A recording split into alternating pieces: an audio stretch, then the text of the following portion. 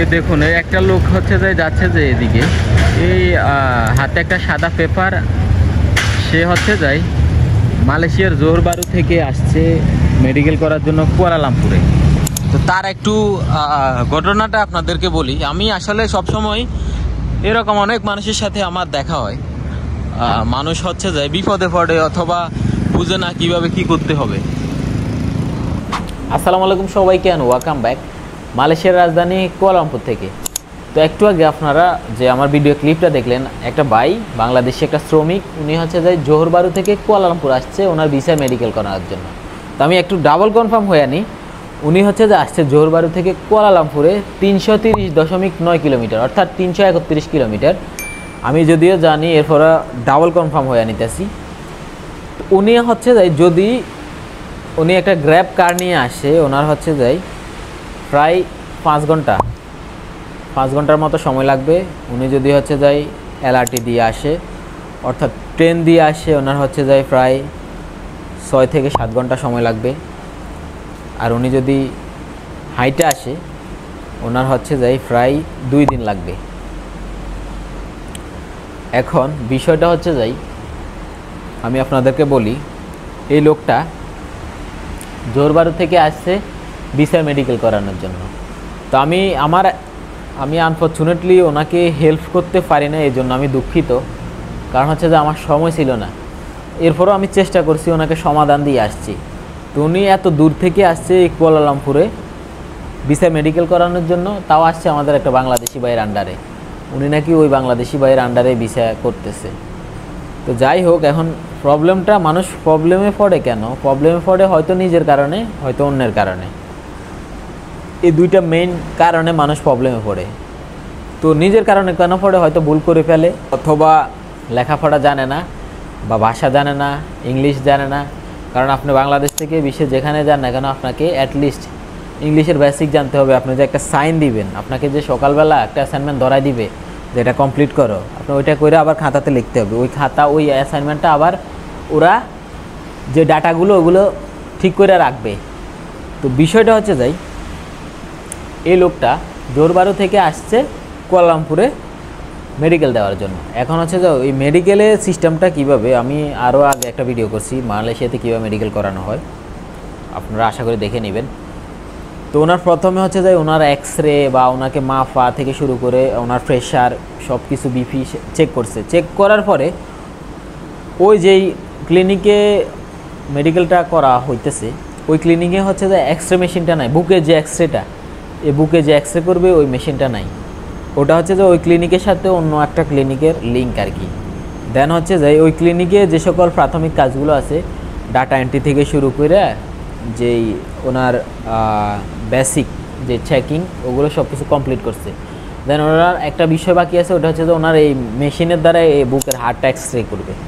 X-ray করার পরে then complete. এখন ওনাকে যেখানে যে ইয়েগুলো চেক করছে, বিপি থেকে শুরু করে রক্ত এবং কি প্রস্রাব নিছে, ওইখান থেকে ওনাকে পাঠাইছে আরেকটা ক্লিনিকে, যেটা দূরত্ব হচ্ছে যায় ওখান থেকে প্রায় কত 1 কিলোমিটার এরকম। বাট ওই লোকটা তো লেখাপড়া জানে না। ইভেন উনি জোহর বারু থেকে আসছে আগের দিন রাত্রে। কারণ মালয়েশিয়াতে একটা দিন আপনি মিস করবেন আপনার ডিউটি, তো আপনার ওই দিনের স্যালারি তো দিবে না। এবং কি হচ্ছে যে আপনার অনেক প্রবলেম। একটা দিন ডিউটি মিস করা মানে আপনার কি বলবো, যদি আপনার ছোট্ট একটা কাজেও যান, আপনার একটা দিন ডিউটি মিস করতে হবে। যাই হোক, এটা পরে এক্সপ্লেন করলাম। তো এখন হচ্ছে যে ওনার ফোনে চার্জও না, ওনার ফোন বন্ধ হয়ে যাওয়ার অবস্থা। মালয়েশিয়াতে গ্র্যাব সফটওয়্যার যে ইউজ করবে, ওনার ফোনে গ্র্যাবও নাই। মালয়েশিয়াতে তো আপনার এখানে তো বাংলাদেশের মতো লোকাল বাস নাই যে আপনি উঠে গেলেন চলে গেল, এমন না। এখানে হচ্ছে রুলস, টাইম টু টাইম গাড়ি আসবে, বা হচ্ছে যে আপনি গ্র্যাব বুক দিতে হবে। তো আপনি যে লোকেশানে আছেন, ওই লোকেশান থেকে যেখানে যাবেন, আপনি মোবাইলে গ্র্যাব বুক দিয়ে বা ইন ড্রাইভ আছে যে সকল ট্রান্সপোর্ট সিস্টেমগুলো আছে, ওগুলো দিয়ে আপনাকে যাইতে হবে। তা আপনি অ্যাটলিস্ট বেসিকটা জানতে হবে ইংলিশ, যে আপনি যে একটা গ্র্যাব বুক দিবেন বা আপনি একটা ইন ড্রাইভ বুক দিবেন। তো যারা হচ্ছে যে এবিসিডিগুলো জানেন, অনেকেই আছে এমন, তো তাদের কি অবস্থা হবে আপনি চিন্তা করুন। এই ভাই, আপনি বিশ্বাস করবেন না, এই ভাই 10 বছর মালয়েশিয়াতে, 10 বছর মালয়েশিয়াতে উনি বইলে আমারে, উনি আবার বলে যে ভাই বইলেন না। এটা শুনলে সবাই হাসে যে আমি 10 বছর মালয়েশিয়াতে, অথচ আমি এগুলো কিছুই জানি না বা কিছুই চিনি না।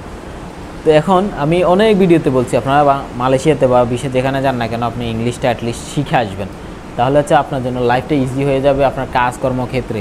কারণ সব ক্ষেত্রে আপনি অসুস্থ হলে আপনাকে হসপিটাল যাইতে হবে একা, ফর্মটা পূরণ করতে হবে একা, আপনার নাম লিখতে হবে একা, আপনার আইডি কার্ড সব কিছু আপনাকে একাই পূরণ করতে হবে। এখন এই লোকটা হচ্ছে যে কিছুই জানে না। আমি চেষ্টা করলাম গ্র্যাব বুক দিয়ে, কিন্তু গ্র্যাবটা আসতে প্রায় 1 ঘন্টার উপরে। এখন মালয়েশিয়াতে গ্র্যাবটাও আপনারা মেবি যারা মালয়েশিয়াতে আছেন তারা জানেন, আপনি যখন একটা গ্র্যাব বুক দিবেন প্রায় কত 30 মিনিট 20 মিনিট এরকম লাগে, অনেক সময়। তো আমি আমার ফোন দিয়ে ওনাকে গ্র্যাব বুক দিয়ে দিছি। তো আমি বুঝতে পারছি বিষয়টা যে উনি পরিস্থিতিতে পড়ে গেছে, হয়তো লেখাপড়া করে নাই আগের দিনের মানুষ, এখন তো কিছু করার নাই। তো আমি নিজ থেকে হেল্প করার ট্রাই করলাম। তো আমি দেখলাম যে প্রায় গ্র্যাব আসতে আধা ঘন্টার উপরে লাগবে এরকম। এখন আমারও হচ্ছে যে আনফর্চুনেটলি খুবই তাড়া, ওইখান থেকে আমাকেও তখনই মুভ করে অন্য জায়গায় যাইতে হবে। তো আমি পরে হচ্ছে যে গ্র্যাবটা তখন আর আসতেছিল না। আমি ওনাকে আবার কি করলাম, এটার থেকে পারফেক্ট সমাধান আর হতে পারে না। আমি ওনাকে বললাম যেহেতু ভাই আপনি চিনেন না, কারণ হচ্ছে যাই ওই দিন হচ্ছে শুক্রবার, তো শুক্রবারে হচ্ছে যাই ডক্টররা নামাজ যাইতে পারে অথবা ক্লোজ থাকতে পারে।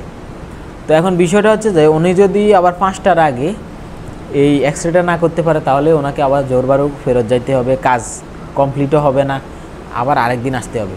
তো ওনাকে আমি বলছি যে ভাই আপনি কোথায় এই যেই ক্লিনিকে, এই ক্লিনিকটাতে মেডিকেল দিছেন, আপনি ওই ক্লিনিকটা তো চিনেন?